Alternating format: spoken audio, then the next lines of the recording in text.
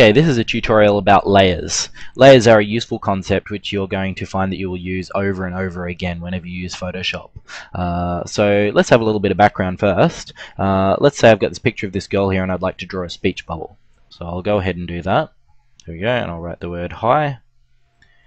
Now, let's say for example I want to move the speech bubble somewhere else, or I'm not quite happy with it, or I want to fill it in, or something else.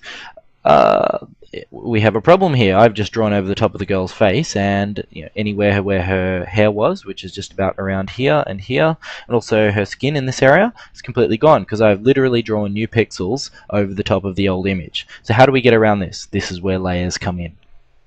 What I'm first going to do is I'm going to undo what I just did there. Now, think of a layer as a clear transparency that you'd get with an overhead projector. So let's say for instance we have an overhead projector and we have this picture of the girl on there, and then I want to put a clear transparency over the top which I can then draw on. That's what a layer is. So over here, as you can see, we have the layers palette. Down here, this button here will allow you to create a new layer. So I'm going to go ahead and do that. As we can see, we've got a new layer here.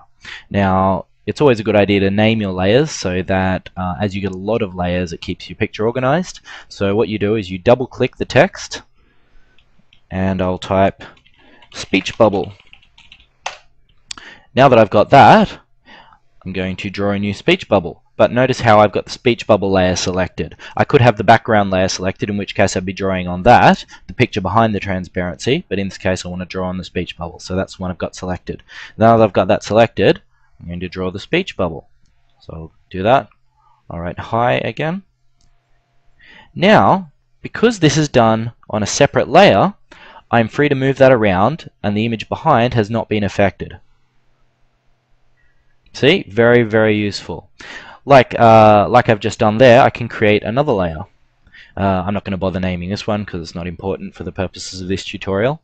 But as you can see, now that I've got 3 layers, you can see the pictures behind, and then there's one layer and another layer. These are stacked exactly the same way as you'd have pictures and transparencies on an overhead projector. So layer 1 is on the top in the layers palette, which means if I draw, let's say I'm going to choose red color, and now I'm just going to draw, let's get a little bit silly and draw a moustache on her, right? As you can see, the moustache has gone over the top of the speech bubble. Now that is only because the moustache layer, I'll go ahead and name that just for clarity's sake. Okay, so we've got our moustache layer and our speech bubble layer. Now because the moustache layer is on top, those pixels are on top. Now if I were to click and drag that layer and place it below the speech bubble layer, like so, you'll notice that that layer is now on top. So I can move that around. Whoops, not that one.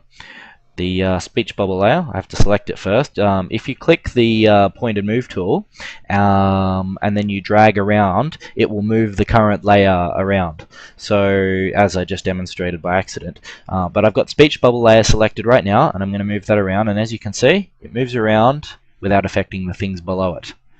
Likewise, if I do the same with the moustache layer, that works. You'll notice you can't click and drag the background layer because it's locked in position. See how I get an error there?